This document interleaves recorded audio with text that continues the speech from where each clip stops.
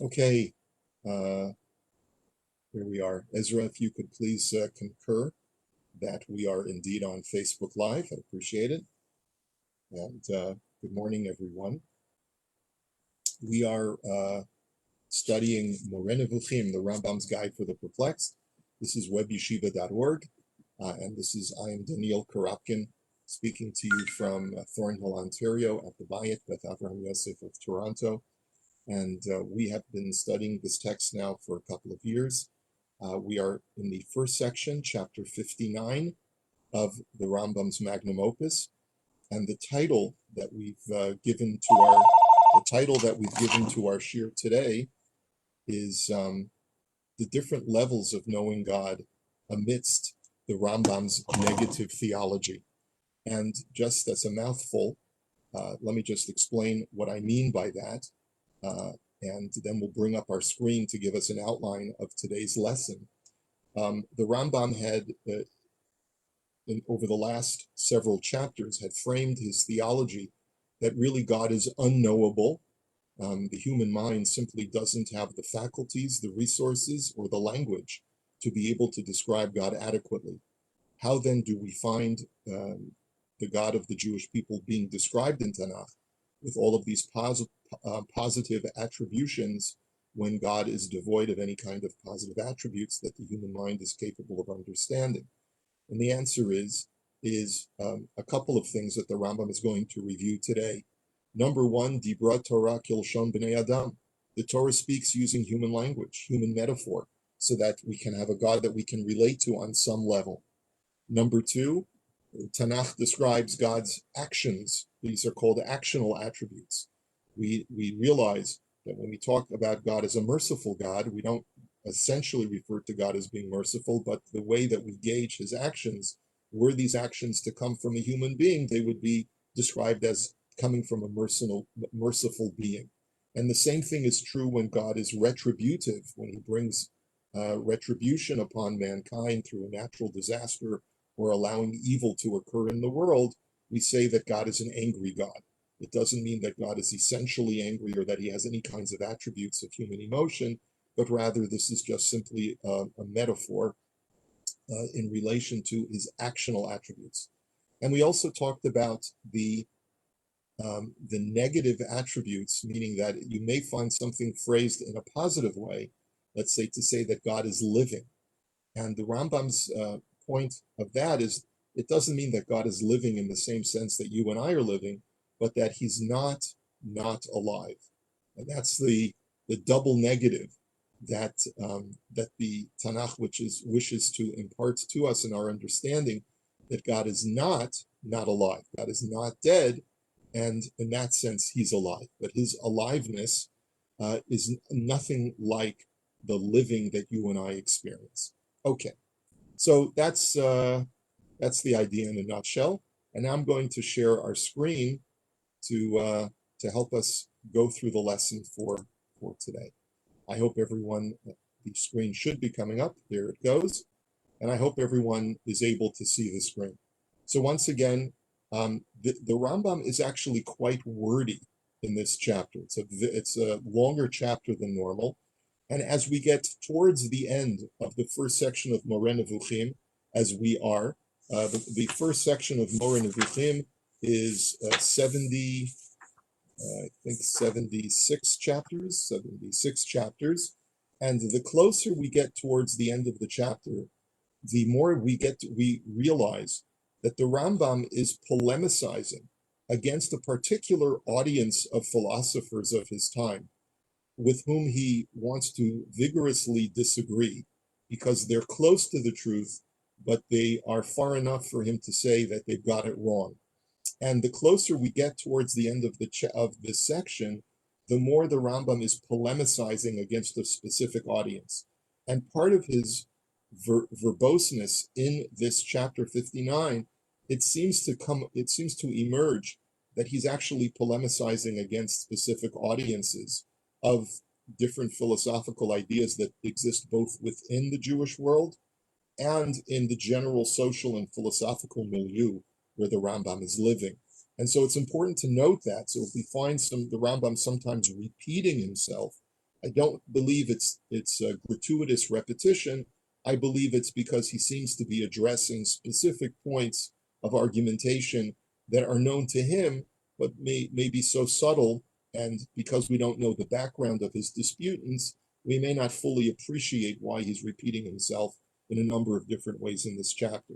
So therefore, I'm going to go do a rundown in an outline form, just like we did last week for chapter 58 of chapter 59 today. And the Rambam begins this chapter with a very simple question. I've just gotten through vigorously arguing with you that God is truly unknowable to the human mind. And this may lead you to a simple question. If God is truly unknowable, then what is the point of even trying to understand him at all? And how is the wisest person any different from the least wise persons? Please forgive the typos. How is the wisest person any different from the least wise person? If no one can know God properly, then what's the point of even trying to gain access to him? And how is King Solomon or Moshe Rabbeinu any different from the guy on the street? That's essentially the Rambam's question. And so the Rambam answers this question by stating as follows, number 2. And we have, let's see, I think we have 12 points to make as we go through an outline of this chapter. Number 2, in general, the more you can particularize your definition of something, the better you understand it. Which means, just like in the game of 20 questions, the more that I can describe what something is, the more I can narrow down its definition, the better I can picture it in my mind, and the better I can understand what it truly is. And the same holds true even if you can only understand something by way of knowing what it is not, which is the way the Rambam said is the only way that we can know God. And therefore, the same holds true with understanding God. The more one knows about what God is not, the more one understands God. And therefore, essentially, the answer to my question is, Moshe Rabbeinu had superior knowledge of any other human being than any other human being about God, because he knew more about what God is not than any other human being. And that's a little bit of a sort of a mind twister when you think about it. Moshe Rabbeinu could never fully understand God, but he had a better understanding of what God is not, so he was able to narrow down the experience or the essence of God better than anybody else. And that's why the Torah says, panim b'fanim, that God spoke to Moshe face to face. Moshe didn't understand the essential nature of God because Moshe was human just like everyone else was, but he had the best understanding of what God is not. And therefore, the more one understands God, the closer one is to him. And this is a very important point that the Rambam has made allusion to before, but in chapter 59, he expresses this in a way that is, to me, more direct and more explicit than he's done in previous chapters. The more that you have an intellectual understanding of God, the closer you become to God. Devekut, that thing that the Torah says, uladav kavo, to attach yourself to God, for the Rambam is a mental, intellectual exercise. It is not something that is a feeling, a supernatural kind of idea. It is not through piety that one has devekut with Hashem, but rather it is with the intellect. And this is an important principle that certainly places the Rambam on one side of a fence, and probably most of the Rambam's colleagues on another side of the fence. But we're not going to delve further into that today, because we've talked a little bit about the dichotomy that exists between the Rambam's world of intellectual attachment to God and so many of his contemporaries and those that came after him, who subscribed to a more mystical approach to Devekut. Okay, so now the Rambam gets into some specific examples. He says, I've just told you that it is possible to know God more than another person by knowing better what God is not. So he says, let me give you some examples. And he structures it in a different way than I'm presenting it to you, but I've simplified the way that he structures it. He says the highest form, or the highest way that a person can know God, is to know that God is devoid of any positive attributes, as he's explained in all of the previous chapters. Now, a person may be a little bit lower than in his knowledge of God and may think that God possesses certain attributes, like God can see and God can hear and God is alive and so forth, but he certainly denies that God is corporeal, that God has any physical form. So that person does not know God as well as the first person. Then we have the third level, a person who's not sure whether God is corporeal or not. He's agnostic about that particular point, and perhaps he doesn't even feel it's relevant to know whether God is corporeal or not, but he hasn't really given it much thought, but he totally believes in God. So that person is less connected to God because not having any kind of mental certainty about that position on God makes you more distant from God. And finally, the least close to God is the one who believes that God is corporeal. Now, again, the Rambam is not assigning any evil to these people, but the simple fact is that your devekut, your level of attachment or closeness to the Almighty, is based upon your intellectual prowess, plain and simple. And if a person has a mistaken conception about God, they cannot possibly be as close to God as the person who has an accurate portrayal of God intellectually. Point number 5, the more one tries to attribute positive attributes to God, the further away one comes from a true knowledge of him. And here the Rambam gets somewhat technical, and here's where it becomes clear that he seems to be addressing some kind of disputant in his philosophical milieu. But I just want to read for you on page 139. I'll just read for you just a couple of lines. It has accordingly become, first paragraph on page 139 in the Pines edition, it has accordingly become manifest to you that in every case in which the demonstration that a certain thing should be negated with reference to him becomes clear to you, you become more perfect, and that in every case in which you affirm of him an additional thing, you become one who likens him to other things, and you get further away from the knowledge of his true reality. And then the Rambam explains in particular why this is true. He says at 5a, every possible positive attribute implies something which Pines translates as habitus. But in the Hebrew, there are two different ways of translating it from the Arabic. The traditional way of translating it is kinyan, and Kafich, Rav Yosef Kafich, the Yemenite rabbi of the 20th century who was responsible for so many new translations of Arabic texts into the Hebrew, translates it into the word tichuna. Kinyan is an acquisition of something that is innate within the thing that has acquired that trait, and tchuna means a quality, an internal quality within God. And this is impossible. This type of habitus, or what we'll call it a kinyan or tchuna, is impossible because, one, not all of these things are actually perfections. And this is using the interpretation of Rav Kreskes on the Moreh Nevukhim to explain. He points out that if we were to assign positive attributes to God, and we were to say that God has this or God possesses this, then a possession, as we relate it to a human possession, is not always something positive. I may possess certain characteristic traits which are laudable, but I also may possess certain things which are not laudable. For example, I may have 5 cars, or I may have 2 houses. Those are things that are acquisitions, but are not necessarily a sign of a better person in any way other than the fact that I may have accumulated more wealth. So that's the first thing. To say that God possesses certain attributes is not necessarily in any way elevating God's status. And number 2, these things that we suggest that God has acquired, such as mercy, such as justice, and so forth, by definition come and go and are sometimes mutually exclusive of each other. So therefore, anything that we can imagine God possessing in human terms would perforce lower God in our esteem, because we simply, in our human sphere, relate to a human being possessing certain things in ways that are completely inappropriate in the way that we address God.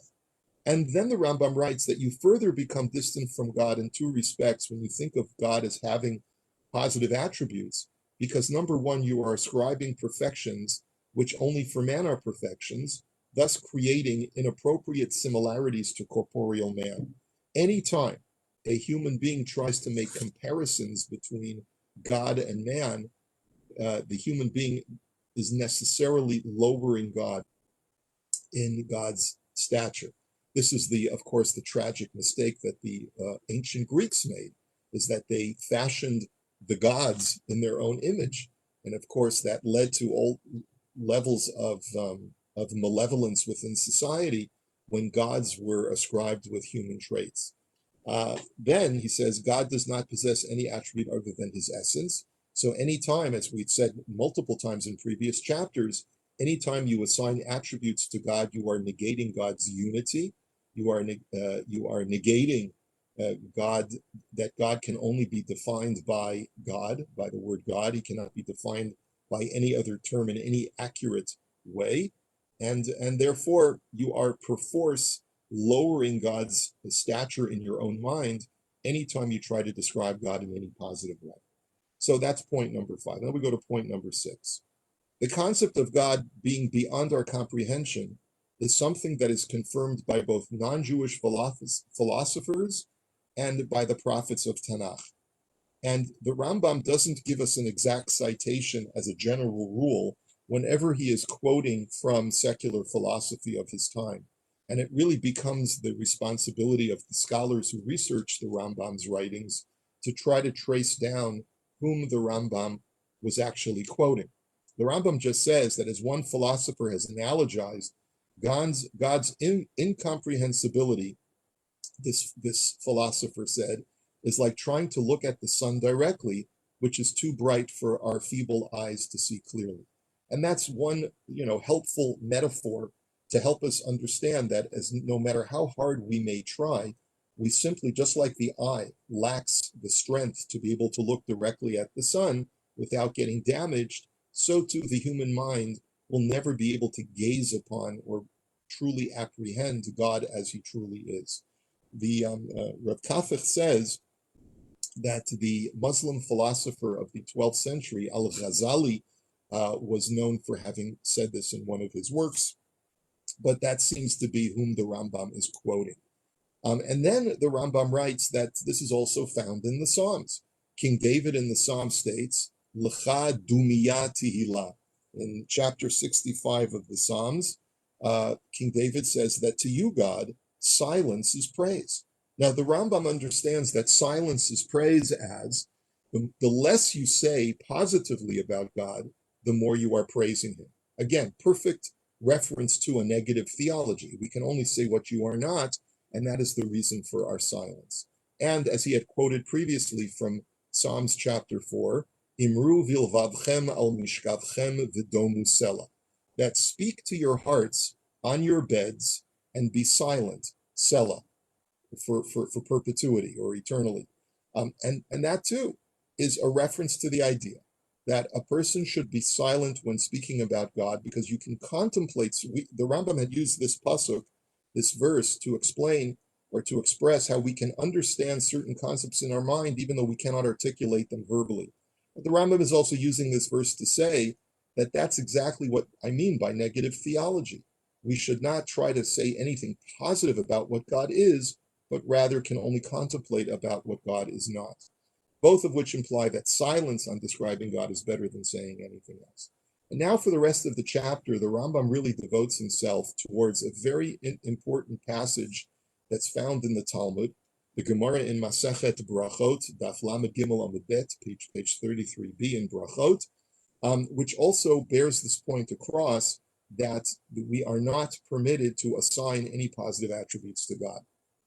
Not only is it inappropriate, but we're not even allowed to do so. And the Gemara's phraseology is as follows. And we'll read it in the original because it's a short passage. Hahu denachit kamei de Rabbi Chanina. There was once a man who was standing in front of Rabbi Chanina, and the way that the Talmud is implying it, he was acting as the shliach tzibor. He was acting as the leader of the prayer service. And in those days, there was a great level of illiteracy. and the formal siddur had not yet been finalized. So it was permissible in Rabbi Chanina's period, he was an early rabbi in the at the cusp between the Tannaitic period and the Morahitic period, but he was a student of Rabbi Yehuda Hanassi, and there was a man who was starting to open up his prayers to lead the prayer service, and he started to extemporaneously offer additional words of praise in the midst of his Shmona Esrei, in the midst of his prayer that we call the Amidah. So Amar Hakel Hagadol Hagibor Vehanora Vehaadir Veheazuz Vehayarui Hechazak Veheamitz Vehavadai Vehanichbad, and he was using all different kinds of beautiful appellations for God. He called him the great, the mighty, the awesome, the strong, the rugged, the fearsome, the again, all different types of words for strong and mighty, the certain and the honored, etc., etc., etc. So himtilo adisiyem. So Rabbi Chanina is standing there listening to this fellow, and he waits patiently for him until he's finished. Kisiyem amarle. Once he finished his words of praise of describing God, he said to him, Siyamtinu lukulhu shivachei demarach. He said to him, have you now finished? Everything that can possibly be said about your Creator, you have finished.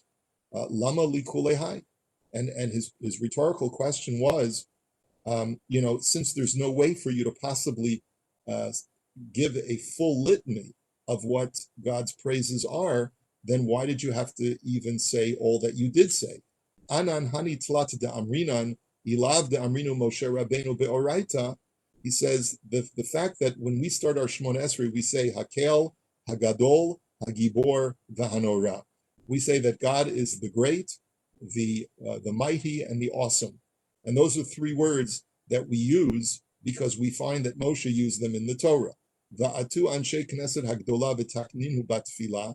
And the men of the great assembly further endorsed those words and allowed us to place them in our personal prayer. And that's the reason why Rabbi Chanina said that they are part of our formalized prayer, because by Rabbi Chanina's time, there was some level of formalization to prayer. And he basically was criticizing the Shliach Tzibor for taking license and extemporaneously adding words to the already fixed matbeah, the fixed format for that opening prayer of the Amidah. He said if Moshe had not said it in the Torah, and the Anshe Knesset Hagdolah, the men of the Great Assembly who lived in the early Second Temple period, had not formalized those words that Moshe recited in the Bible and placed them into our Siddur, into our prayer service, Lo Havina Yecholin Lameimarlo, we would not have been able to say those words. And as you'll see from the Rambam, we would not have been able to say them because they are positive attributions. But Ba'at Amart Kulei Haiva Azalt, and now you have said even more than what they have given us license to say, and you've stopped. That's the greatest offense. Mashal lemelech basar vadam shahayulo elef alafim dinarei zahav. This can be compared to a king who had thousands upon thousands of gold coins. V'hayu mekalsino to b'shel kesef. And when it came time for the people to praise the king, they said, "Oh, you are the great and wealthy king who has so much silver." So v'halo genayhulo. This, of course, is an insult. Why are you praising the king for being the king of silver when in reality he is the king of gold? And that's the end of the quote from the Talmud Bavli from Tractate Brachot. And so the Rambam says what we learn from this dictum is two things. We may only use, and this is number 8 in our outline, we may only use the praises of God as they appear in Tanakh when we are citing passages of Tanakh. So the first thing is, if you're learning Tanakh as a Torah study, a project, then you are allowed to read whatever the verses contain in Tanakh because they were given to us by the prophets. Even though they contain positive attributes, as the Rambam will explain, they can be interpreted in certain ways. But we are only given license to use the words that they use. And now he says, when it comes to prayer, we may also use these passages in prayer, but only within the confines of what the Anshe Knesset Hagdolah, the men of the Great Assembly, this body of rabbis who lived during the first part of the Second Temple period, set down for us when they formalize the text of the prayer service. That is, we may not innovate additional prayers, even if using praises of God that appear in Tanakh. So, for example, in this story in Tractate Brachot, the man that was acting as the Shliach Tzibur was using actual Hebrew words that do appear in Tanakh, but not in the context that or not within the strictures of what the Anshe Knesset Hagdolah permitted us to use in prayer. So you need to have both criteria. Number one, for prayer, they need to be both words that appear in Tanakh as descriptions of God. And number two, they have to have been sanctioned by the Anshe Knesset Hagdolah, who also were themselves prophets, and therefore, because they were endowed with prophetic knowledge, they knew exactly which words we would be allowed to say and which words we are not allowed to say. And we're now in the text on the bottom of page 140 and the top of page 141. Now here I should really point out that the Rambam is not negating the potential for extemporaneous prayer. As a matter of fact, in Hilchot Tfilah, the laws of prayer in the Mishnah Torah, the Rambam is a big proponent of a human being using his own words to pray to God. The only objection, however, that he's putting down over here in the Moreh Nevukhim is that when you are describing God himself, you are very severely limited, both by the biblical text and furthermore by what the Anshe Knesset Hagdolah allow you to extract from that biblical text and place in your prayers. But when you want to describe the way that you would like to relate to God, this unknowable God, and what your petitions are, and how much you love God, and describing your affection for God, that you are allowed to, and it's actually laudable for you to try and use your own words in expressing those ideas. Now, one may feel that there's a fine line there. I'm not sure if it's such a fine line. It seems to be a very clear line of demarcation. The Rambam simply is basically saying how you describe God is off limits.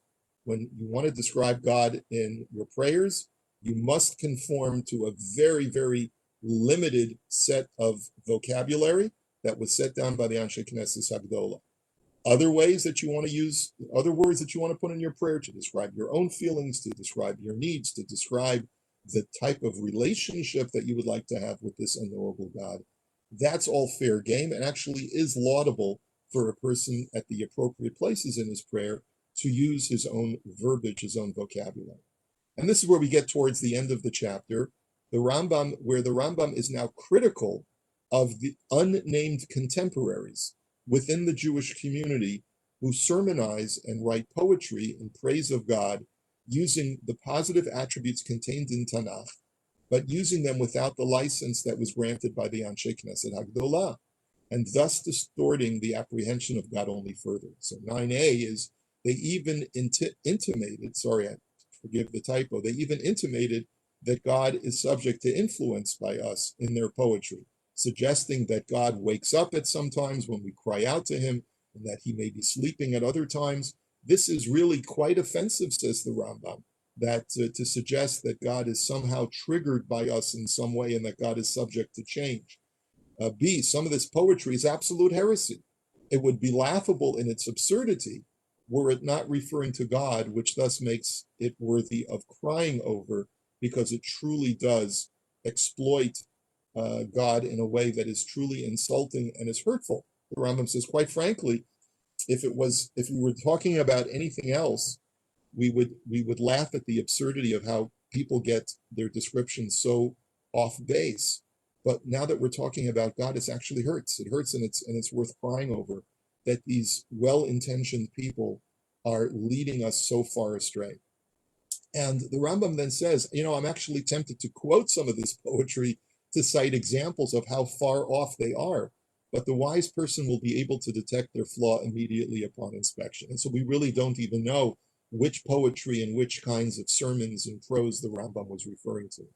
9d, this poetry also constitutes the greatest form of Lashon Hara and Motzi Shemra, which is slander and outright, lying about God, misrepresenting God in a very, very negative way, because you're actually diminishing God's stature and saying things that actually make him look bad because it is against God. And if Lashon Hara, if speaking ill of others, is forbidden by the Torah, can you imagine how bad it is to speak ill of God himself? And although these people are not doing it maliciously, malevolently, nonetheless, it is a terrible thing.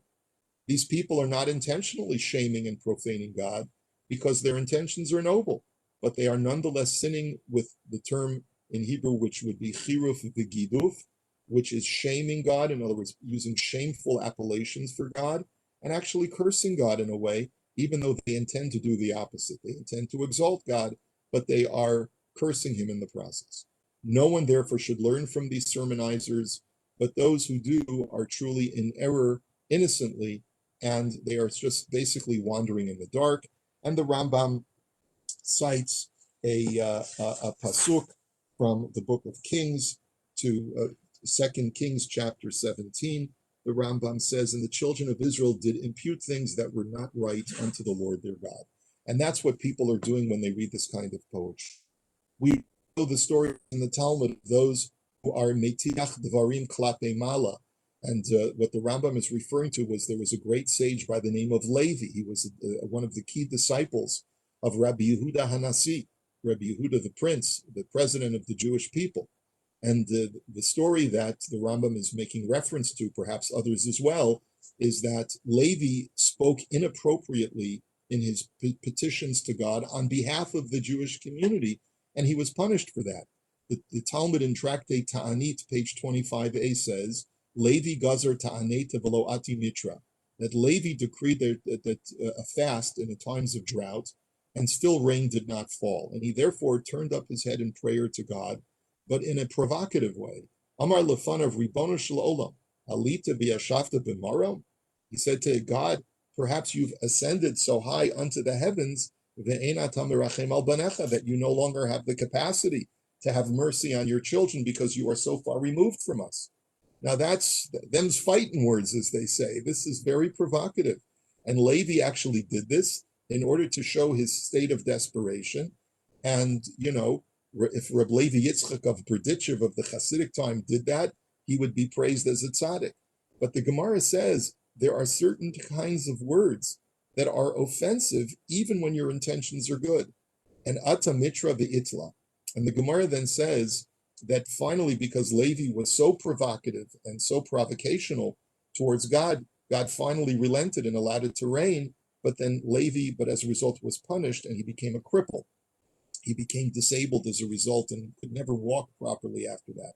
So Amar Rabbi Elazar says, La'olam al yatiach adam dvarim klape maila, that we learn from this story that a person should not be metiach dvarim, which really says to utter error against the Lord, really is the way that Hines translates it, or make vituperative utterances against what is above. Basically, don't be provocational in the way that you speak about God, even if your intentions are good. Shaharei Adam Gadol hitiach devarim klape ma'ila ve'itla umano Levi. Because you see what happened to Levi. He spoke vituperatively, he spoke provocationally against God, and you see what happened to him.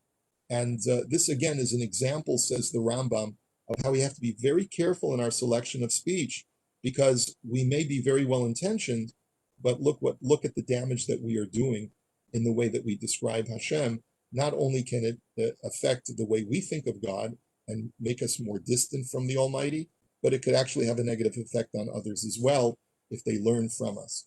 We'll just finish off with, as we have already stated, any positive attributes which appear in Tanakh are either metaphor, as we pointed out, or they are actional attributes or negate their non-existence within God. And that's what I had mentioned at the very outset when we first started this chapter. And then the Rambam finishes off by saying, I just want to go back to the Rabbi Chanina story a little bit further. Note that in the parable that Rabbi Chanina gave to this Shliach Tzibor, this fellow who was leading the davening, he did not say that praising God excessively is similar to those who praise the king for having 100 pieces of gold when he really has 1,000,000 pieces of gold. But rather, he said, it's like praising a king who possesses gold by saying that he possesses silver. And the Rambam says there's a very sort of subtle message there, but it's a very important message, that this shows that God is not only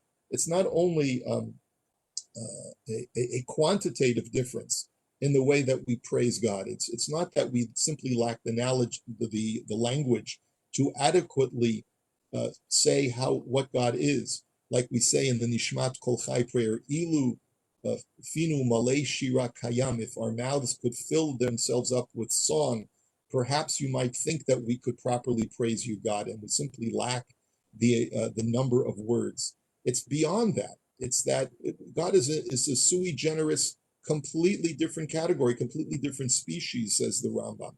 It's not even that we only have 100 pieces of gold and the king has 1,000,000 pieces of gold. The king has gold and all we have to talk about him is silver. And therefore, we don't have our language. Even if we could expand our language ad infinitum, we still would not be able to properly describe God in any positive way. And therefore, Rambam concludes this chapter with King Solomon's words in Kohelet, chapter 5, Ecclesiastes, to confirm the need for a negative theology. And we'll just conclude with this verse, as the Rambam does. Al tivahel al picha, do not confuse your mouth. V'libecha al yemaher lahotzi davar lifnei ha'elokim, and let not your heart be quick to produce words in the God's presence, just in the way that Levi did mistakenly. Ki ha'elokim b'shamayim ve'ata al haaretz, because God, after all, is in the heavens, and you are on the earth, two different planes of existence, and therefore, because we don't really relate to God properly, al kain yihiyu dvarecha me'atim. Therefore, let your words be very few. Again, the same idea. The negative theology of God demands of us that we not describe God in any positive way. So I think this was a better use of our time than perhaps last week, when the Rambam got very, very technical into some certain philosophical ideas. But this chapter was much more straightforward. It analyzes a piece of Gemara from the Masechet Brachot, which really brings home this idea that no matter how much we may try to positively ascertain in our minds what God is, we will always fall flat.